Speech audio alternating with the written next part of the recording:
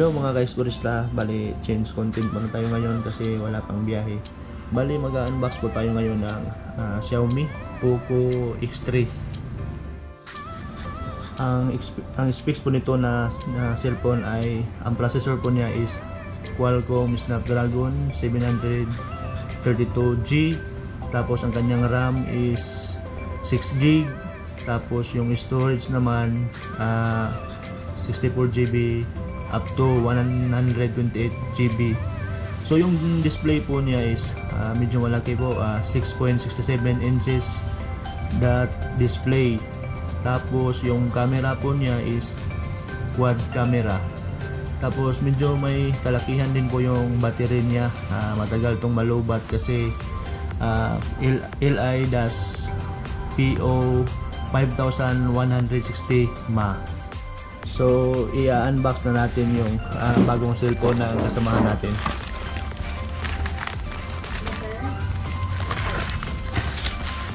Yuhu!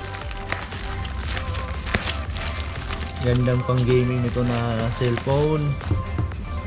Wow! X3 Poco. Pang gaming at saka pang alam mo na yun. Wow! Pang bijakol. So, binubuksan na po. Hindi na po tayo makatiis. Excited na. Wow! Poco! So, malapit na po. Ayan! Tadadang! So, ito na po yung Poco X3 by Xiaomi.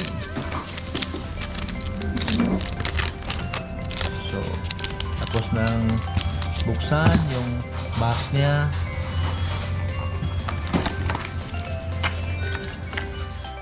Bali, ito na po yung warranty card niya. Na in case may problema, pwede siyang i-report sa Poco Xiaomi. 55 characters, pwede na. Ito yung guide niya kung paano gamitin yung cellphone. Tapos may free accessory siya na shockproof na casing. Tapos may charger. Asan yung headset? Wala. So walang headset na kasama.